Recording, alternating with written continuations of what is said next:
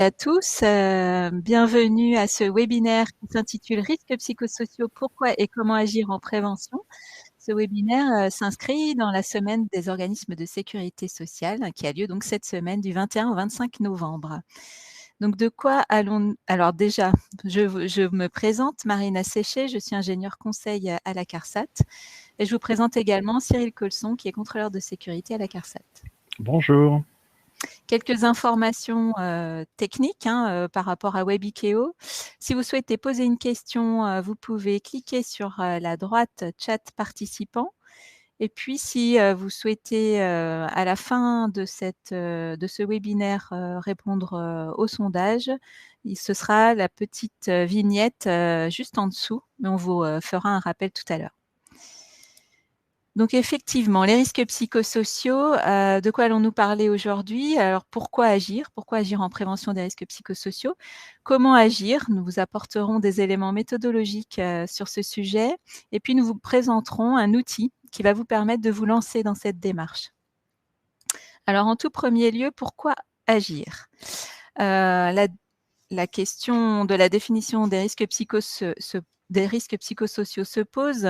Ce sont des risques qui correspondent à des situations de travail où sont présents, combinés ou non, du stress, des violences internes, des violences externes. Donc c'est la définition de l'assurance maladie risque professionnel.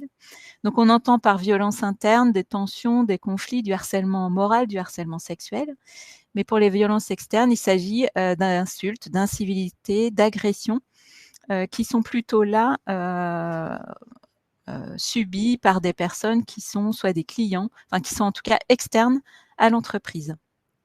Donc ce sont des risques qui peuvent être induits par l'activité elle-même ou générés par l'organisation du travail.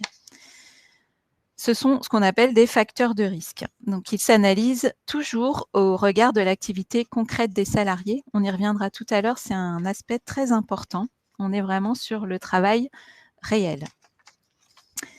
Les facteurs de risque psychosociaux, donc qui conduisent à des risques psychosociaux, sont au nombre de 6. Ils sont issus des travaux du collège d'expertise présidé par M. Golac en 2011.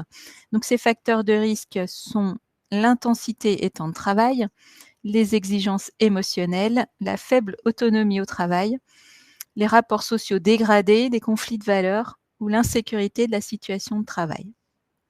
Donc, ces facteurs de risque induisent des risques psychosociaux qui sont au nombre de 3, on en a parlé tout à l'heure, le stress, les violences internes ou externes. Et surtout, ils ont des conséquences sur les salariés, mais également sur l'entreprise. Pour les salariés, on va avoir des atteintes à la santé qui peuvent se traduire par de l'épuisement professionnel, des maladies cardiovasculaires, des troubles musculo-squelettiques, les fameux TMS, des dépressions, de l'anxiété, ça peut aller également jusqu'au suicide. Pour l'entreprise, ces risques psychosociaux peuvent conduire à de la démotivation, de l'absentéisme, un turnover, des difficultés de recrutement, puis une atteinte à l'image de marque de l'entreprise, des défauts de qualité ou de productivité également. Comment agir en prévention des risques psychosociaux? Donc, c'est la partie de mon collègue Cyril Colson. Voilà. Donc, je vais vous parler un peu des risques psychosociaux et tenter de vous donner quelques balises, quelques points de repère sur la façon de conduire une démarche. Alors, excusez, il y a un petit peu de latence. Voilà. Je vous propose de repartir de cette représentation, qui est une représentation qui a été posée par l'INRS sur le sujet des RPS et sur les différentes phases d'une démarche. Alors, ce qu'on peut voir en haut de ce schéma, c'est ce qu'on appelle les circonstances pour agir en prévention. Grosso modo, c'est les circonstances qui font qu'une entreprise, à un moment donné, est légitime et peut être amenée à se questionner autour des risques psychosociaux et de leur prévention. Donc ces 4 circonstances, elles sont pas choisies au hasard, hein. c'est aussi quatre moments de la vie d'une entreprise pour lesquels le Code du travail a fixé un certain nombre de rôles, de moyens et d'obligations, à la fois du côté de la direction et puis du côté des élus du personnel.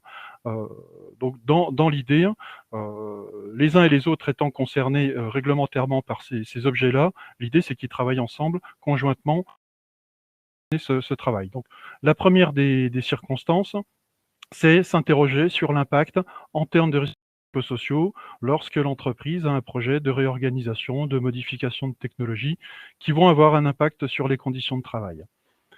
Deuxième circonstance, là est moins ponctuelle, on va dire, que peuvent être les trois autres, c'est l'évaluation des risques psychosociaux dans les situations de travail existantes, à savoir dans le document unique en lien avec l'obligation d'évaluer les risques pour l'employeur. Troisième circonstance, c'est les configurations où, dans l'entreprise, un ou plusieurs salariés manifestent des signes, alertent sur une situation de souffrance au travail, qui fait que l'entreprise va être amenée à se poser des questions autour des origines professionnelles de cette souffrance et du coup, commencer à travailler sous l'angle de la prévention, à la fois pour cette personne qui aurait alerté, et puis plus largement pour le collectif de travail qui pourrait être exposé aux mêmes facteurs de risque.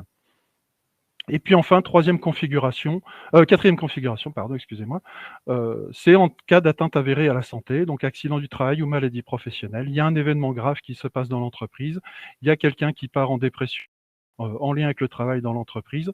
Comme on pourrait le faire pour n'importe quel autre accident ou maladie professionnelle, c'est analyser les causes qui ont conduit à cette situation pour pouvoir en déduire des pistes d'amélioration sous l'angle de la prévention.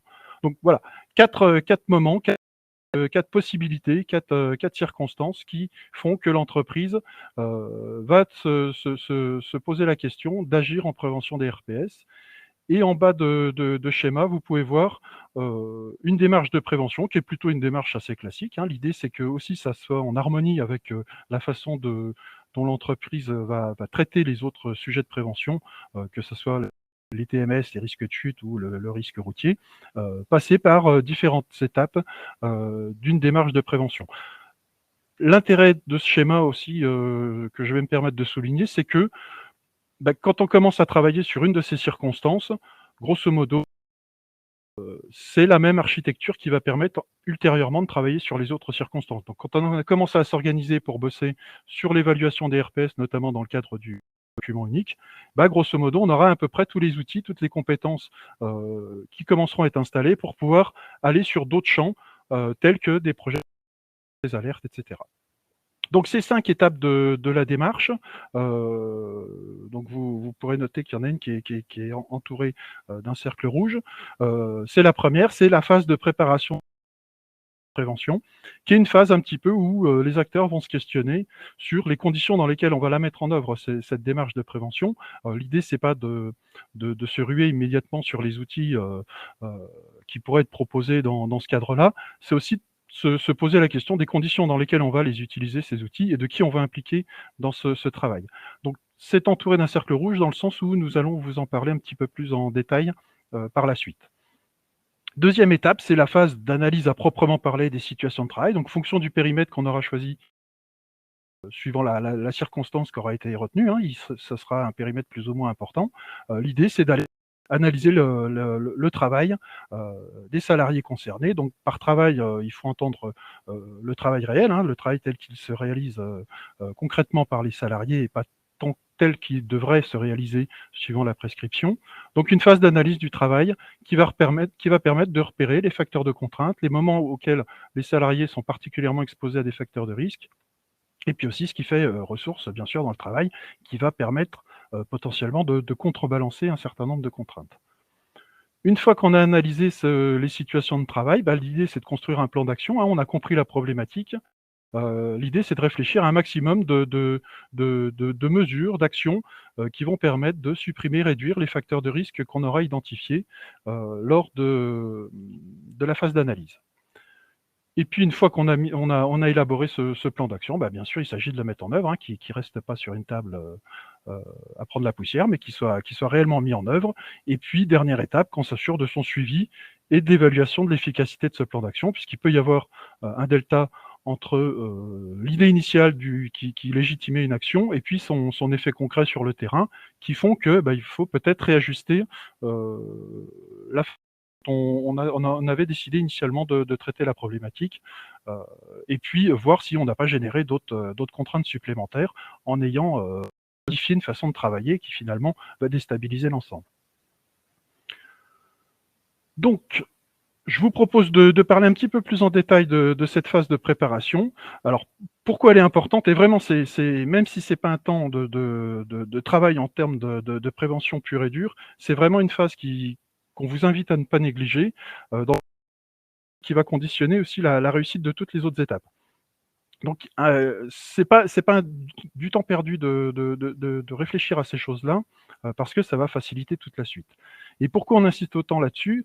Parce que c'est un sujet quand même, les risques psychosociaux, qui vouloir faire de la prévention des risques psychosociaux, ça peut aussi en générer en parallèle, et donc participer au risque lui-même, ne serait-ce que de donner la parole aux salariés, de les faire s'exprimer sur la réalité de leur vécu au travail, c'est quand même une prise de risque.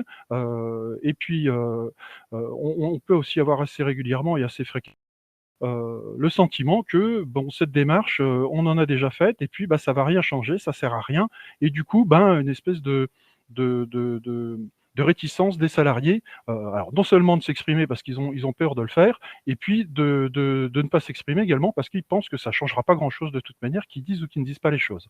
Et puis ça peut être aussi un risque pour la personne qui porte cette démarche, à un moment donné, d'être aussi à la jonction d'un peu toutes les contradictions qui pourraient se produire dans l'entreprise, et finalement de faire un peu tampon entre des forces qui seraient opposées, du coup elle-même se retrouver dans une situation de risque psychosocial en ayant voulu finalement travailler sur cette thématique-là. Donc pour faire face à ces biais qui peuvent exister sur ce sujet, on préconise et on incite vivement les entreprises à ce que les gens définissent en interne les règles et puis les conditions dans lesquelles ils vont mener ce travail. Alors quand je dis les gens, la direction et puis les IRP au regard de ce que j'évoquais un peu plus tôt, c'est-à-dire que ces deux catégories de personnes de l'entreprise ont un certain nombre de prérogatives qui ont été fixées par le Code du travail. Donc du coup, c'est à minima, c'est à eux de discuter un petit peu de comment ils veulent que ce travail soit mené, et puis quels objectifs on se fixe derrière tout ça, durant cette phase de préparation. Donc quelques éléments de contenu de cette phase préparatoire. On va détail, ce sera l'objet justement de la dernière partie de notre présentation, mais à minima, le principe est quand même que les gens se mettent d'accord autour du périmètre de cette démarche, à savoir que l'idée, c'est pas de juger ou d'analyser des comportements des uns et des autres en disant qu'un tel ou un tel se comporte d'une façon qui n'est pas correcte, mais c'est d'analyser les choses au regard de la situation de travail et des contraintes auxquelles sont exposés les salariés. Donc, vraiment se mettre d'accord sur la limite de ce travail-là, puisqu'on est sur de la prévention, c'est le travail qu'on veut transformer. Du coup, c'est lui qu'il faut analyser et regarder. Donc, on va se centrer exclusivement sur la situation de travail, l'organisation du travail, les contraintes à l'occasion du travail, et pas sur les individus et leur façon de se comporter ou de penser le monde. Et notamment au regard du fait que les gens qui travaillent là dans l'entreprise, sauf cas particulier, n'ont pas de compétences en psychologie ni en médecine, mais par contre, ils sont légitimes à travailler en prévention, donc agir sur le travail et ses composantes.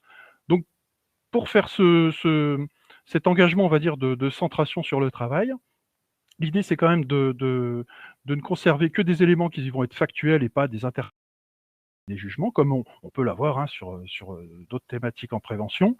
Mais du coup, voilà, s'accorder, se mettre d'accord sur le fait on va construire une analyse, mais uniquement sur la base d'éléments factuels qui vont concerner le travail et l'organisation du travail. Se refuse tout jugement sur les comportements, et puis l'objectif est de dégager des mesures de prévention qui vont concerner la situation de travail. Deuxième point important de cette phase préparatoire, c'est d'échanger autour de la dans tout ce processus-là. Elle est fondamentale, hein, puisqu'à un moment donné, ça reste malgré tout la personne qui va avoir un pouvoir de décision de changer ou pas.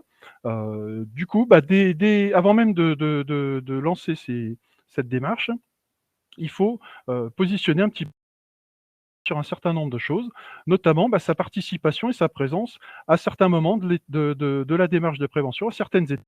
On se met d'accord sur à quel moment l'employeur participera. Alors, dans l'idéal, hein, c'est une participation lors de cette phase de préparation, puisqu'il y a un moment il y a des choses qui vont se statuer, se décider à cette occasion-là, notamment à la phase de restitution des analyses, et puis de manière fondamentale à la phase de décision autour du plan d'action sur savoir quelles actions venir dans ce qui est proposé, quoi. Autre engagement de l'employeur aussi sur lequel il est important de discuter, c'est les moyens qui vont être accordés sur cette démarche de prévention. Ça va mobiliser des gens, ça va mobiliser des ressources, donc il faut se mettre d'accord sur le temps qu'on va consacrer aux gens, et puis si on leur dédie du temps, comment on fait pour que leur absence de leur poste de travail soit pas trop impactante pour ceux qui continueraient à travailler. Ça peut être une formation, une sensibilisation des gens qui vont mener ce travail sur la problématique herpès, ne serait-ce que pour que chacun ait près commun autour de ce qu'on met derrière ce terme-là, de manière à ce que la communication soit aisée. Et puis peut se statuer à ce moment-là aussi le recours à une aide externe, un consultant, qui vienne aider l'entreprise sur des phases un peu plus techniques de la démarche, notamment la réalisation exemple, et puis l'analyse des situations de travail au regard de la focale risques psychosociaux. Un autre élément aussi assez important, c'est la protection de la parole des salariés. Je vous le disais quelques minutes plus tôt. Un des biais qu'on peut avoir, hein, c'est la crainte de s'exprimer sur la réalité de ce qu'on vit au travail pour les salariés. Donc l'idée, c'est de poser quand même un certain nombre de garde-fous, de règles, d'engagement autour de la protection de leur parole, à savoir que si les gens s'expriment sur ce qu'ils vivent au travail, il n'y aura pas de conséquences derrière, sauf cas particulier, hein, bien sûr, hein, s'il y a de la mise en danger d'autrui, de la maltraitance, là le sujet peut se relativiser un peu plus, mais dans l'idéal, poser quand même un certain nombre de garanties que si les gens s'expriment, il n'y aura pas de conséquences. Et à l'inverse, si les gens souhaitent ne pas s'exprimer, il n'y en aura pas plus non plus de conséquences pour leur carrière en tout cas. Et puis enfin, un engagement autour de la construction et la mise en œuvre d'un plan d'action. L'idée, c'est pas de mettre en place des mesures d'action, des mesures de prévention qui n'ont rien à voir avec l'analyse. C'est qu'on maintienne cette cohérence entre l'analyse et les mesures qui vont être mises en place, et puis qu'elles soient effectivement mises en place à l'issue de cette démarche. La démarche se veut participative, donc la question aussi de l'implication des salariés, de l'encadrement, du service de santé et des IRP bien sûr. On implique, à quel moment, sous quelles conditions on fait intervenir tel ou tel profil de salarié.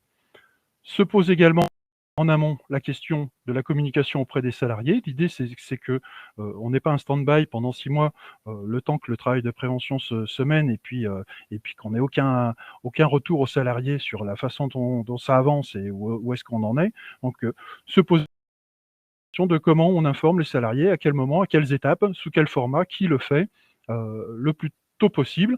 Ce qui ne veut pas dire que les choses vont être graves, que ça se passera forcément comme ça, hein, ça peut toujours s'ajuster, mais malgré tout, prévoir ces moments collectivement, ça peut quand même être facilitant pour la suite. Tout ça va faire l'objet d'une formalisation par écrit que chacun s'engagera à respecter dans le cadre de la mise en œuvre du travail de prévention. On va avoir des règles un petit peu plus spécifiques, mais sur lesquelles on ne va pas venir en fonction des circonstances qu'on aura définies pour aller sur la démarche, hein, que ce soit un projet de reconstruction, le document unique, une alerte ou un événement grave. On a quelques nuances de points à discuter en amont pour pouvoir faire face à cette circonstance. Mais voilà, le temps fait qu'on ne pourra pas rentrer dans le détail immédiatement là-dessus. Par contre, je vous invite à vous référer à la brochure INRS 6349, ED 6349, qui détaille parfaitement ces choses-là. Donc voilà, pour vous aider à construire, à discuter des points qui nous paraissent importants, nous, au regard de la démarche, Alors, entre les différents acteurs de l'entreprise, on a conçu un outil qui est plutôt un outil de discussion entre la direction et les IRP, donc qui s'appelle Prépa RPS, qui est disponible sur notre site. On vous donnera le lien en présentation. Donc l'idée, c'est d'accompagner les personnes impliquées lors de ces phases de discussion sur les conditions de mise en œuvre de la démarche de prévention. Et à l'issue de cette ça vous permet de produire un document de cadrage qui restera plus qu'à valider, qui va regrouper l'ensemble des points sur lesquels les différents acteurs se sont mis d'accord sur modalités de mise en œuvre.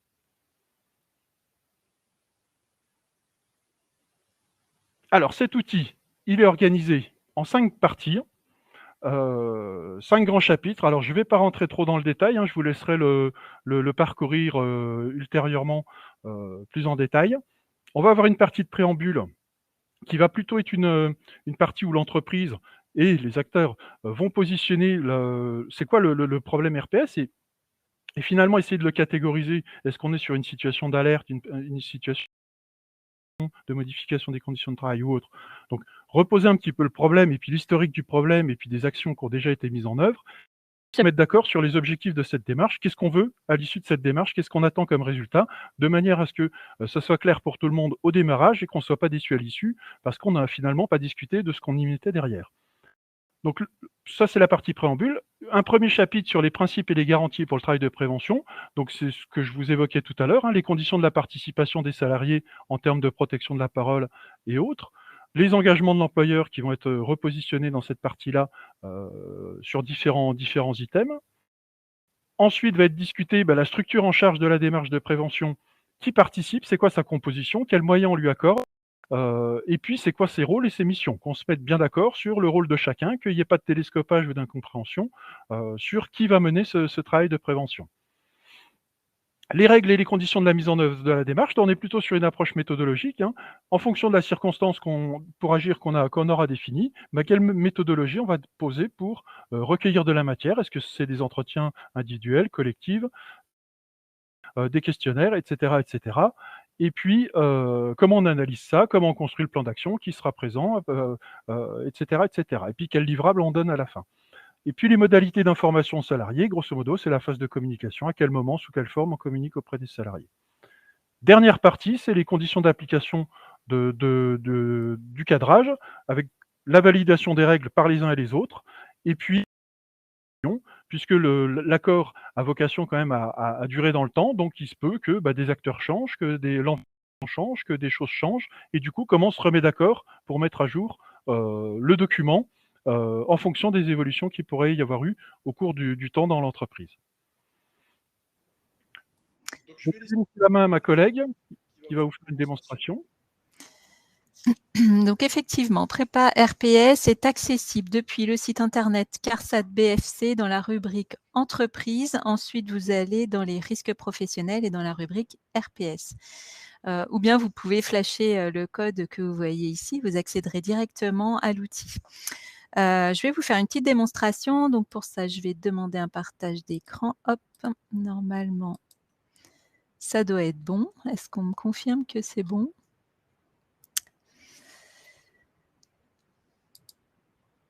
Alors, je refais la manip. Là, c'est bon, oui. Donc, cet outil est présenté de la façon suivante. Vous avez une première partie plutôt descriptive de la façon dont vous allez pouvoir utiliser cet outil. On en a parlé, hein, mais l'idée, c'est vraiment d'être ensemble autour de la table de façon à apporter les éléments nécessaires à la rédaction de l'outil. Sachez qu'aucune donnée que vous allez saisir dans cet outil n'est stockée par la. C'est vraiment sur votre ordinateur que vous allez stocker les informations. Nous, on n'a absolument rien du tout. La confidentialité est assurée. Vous pouvez, en amont de la première réunion que vous allez pouvoir organiser sur le sujet, télécharger un guide, ici en cliquant ici, pour donner aux participants, pour que chacun puisse un petit peu savoir les thèmes qui seront abordés au cours de la réunion et des échanges. Donc, vous avez ici donc une petite coche pour prendre connaissance de l'outil et de la démarche. vous avez ensuite un préambule, enfin, en tout cas un menu déroulant qui est horizontal et qui va vous permettre de vous repérer dans les différentes rubriques. Ici, vous pouvez sauvegarder provisoirement vos travaux sur votre ordinateur, encore une fois, que vous utilisez pendant la réunion, et vous pourrez le réouvrir ultérieurement quelques jours plus tard. Il y a toujours un versionning, c'est-à-dire que vous allez, le jour J, rentrer tous les noms et les prénoms et les fonctions des personnes qui sont autour de la table. Ça vous permet, en fait, de garder une traçabilité des échanges et de qui était là pour discuter des sujets. Et puis ensuite, l'outil, voilà, se présente sous cette forme-là. Vous avez donc des questions, des champs libres ou des cases à cocher. Ici, par exemple, vous avez les 4 circonstances pour agir en prévention des RPS qui sont listées. Vous avez à chaque fois, ou presque en tout cas, des petits menus déroulants ici pour avoir plus d'informations. Parfois, vous avez également des liens vers des sites internet. Allons peut-être vous montrer, oui, imaginons que nous cochons les documents uniques. En cochant cette case-là, ici, vous allez avoir dans la suite des questions qui vont apparaître de façon beaucoup plus spécifique sur, par exemple, vous voyez, les définitions, hop là, la composition de la structure, les moyens, et puis les différentes, les différents points qui pourront être abordés, notamment voilà RPS intégré au document unique. Comment est-ce qu'on va découper en unités de travail? Donc, vous avez également à certains endroits de cet outil des cases qui s'appellent pour aller plus loin, où là, effectivement, vous avez 2 niveaux d'utilisation de l'outil. Un qui va vous permettre de répondre aux questions les plus importantes ou en tout cas les plus fondamentales pour la suite de la démarche. Mais en cochant sur cette case-là, vous allez rentrer un peu plus dans le détail des documents. Je vais revenir du coup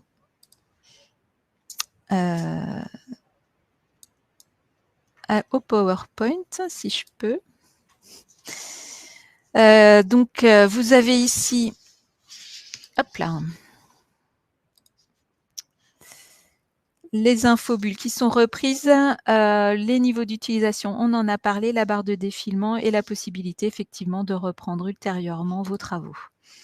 À la fin, vous pourrez évidemment cliquer sur un bouton qui va vous permettre de générer le document Word. Là, vous avez les 2 premières pages qu'il vous suffira en fait de relire, de signer et d'utiliser pour la suite de votre démarche. Quelques ressources à votre disposition. Nous avons déjà réalisé 2 webinaires qui sont sur la chaîne YouTube de la CARSAT BFC. Un webinaire qui présente les différentes circonstances pour agir et les différentes étapes de la démarche de prévention, et un webinaire qui est beaucoup plus axé sur l'étape de préparation. Vous avez également une rubrique RPS sur le site internet. Vous avez donc l'outil, un podcast, différents documents, notamment un appui au cahier des charges si vous souhaitez faire intervenir un consultant. L'INRS a produit de nombreux documents, évidemment, sur le sujet. La brochure socle, le D6349, Cyril vous en a parlé tout à l'heure. Et puis un dossier web complet avec tous les éléments que vous pouvez retrouver sur le lien qui est ainsi indiqué. C'est maintenant le temps, un petit temps, assez réduit, on a plus que 2-3 minutes. Mais si vous avez des questions, n'hésitez pas à en poser.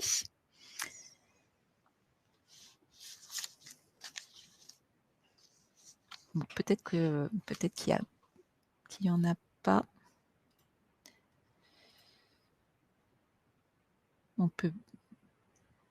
On va surveiller le chat, je continue. Oui, bon, pour l'instant, il n'y a pas de questions. Sachez que vous avez donc cette semaine d'autres webinaires qui peuvent vous intéresser, des webinaires sur les risques professionnels. Demain matin, CSE et CSSCT, un outil collaboratif pour simplifier vos démarches avec la CARSAT. Vous pouvez toujours vous inscrire, aller dans la rubrique actualité du site internet CARSAT-BFC. on nous demande le PowerPoint, donc ça c'est OK. Oui, on va vous le transmettre. Demain après-midi, vous avez une table ronde digitale sur la sécurité des travailleurs intérimaires. Donc, demain après-midi à 13h30. Vous avez également les CEPAM et les URSSAF qui vont faire d'autres webinaires sur la fin de la semaine. N'hésitez pas à vous inscrire, il n'est pas trop tard.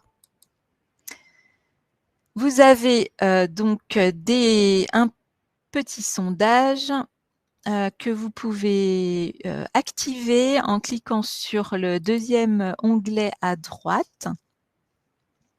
Là, on va peut-être pouvoir ouvrir les votes. Donc, première question. Quelle est votre satisfaction globale? Ah non, on me dit que le sondage ne se lance pas, c'est ça? Ah, c'est la deuxième question. Comment avez-vous pris connaissance de l'événement? Ok. Donc, plusieurs possibilités, par SMS, par email, courrier postal, LinkedIn ou publicité Internet ou éventuellement d'autres moyens de communication. Voilà, on vous laisse un petit peu quelques instants pour répondre. Ah, ok. Il y en a qui ont déjà répondu en fait, ok. Ça marche. Donc, encore une fois, l'événement s'inscrit dans une semaine globale des organismes de sécurité sociale. Vous allez avoir soit lors de webinaires, soit lors d'un plateau télé intérim, ou alors en présentiel. Vous pouvez aussi vous inscrire encore, il n'est pas trop tard, sur un présentiel qui aura lieu jeudi matin à Besançon. Nous serons ravis de vous y rencontrer. On peut passer au deuxième sondage du coup. Anne? Ah, il y a un vote encore.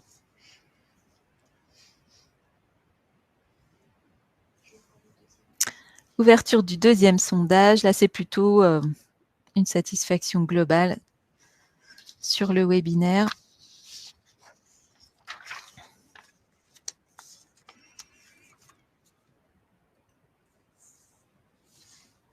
Toujours pas de questions.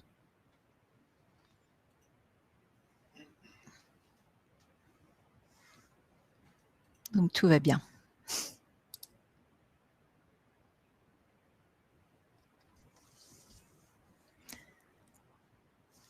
Vous pouvez encore voter. Hein. Je vais vous remercier de votre participation. Vous êtes 35, je crois, si je ne me trompe pas. Oui, voilà, en ligne. Merci à vous de votre attention. Merci à vous aussi de vos sondages. Et puis, nous vous souhaitons une bonne fin de journée. À bientôt. Au revoir. Merci, au revoir.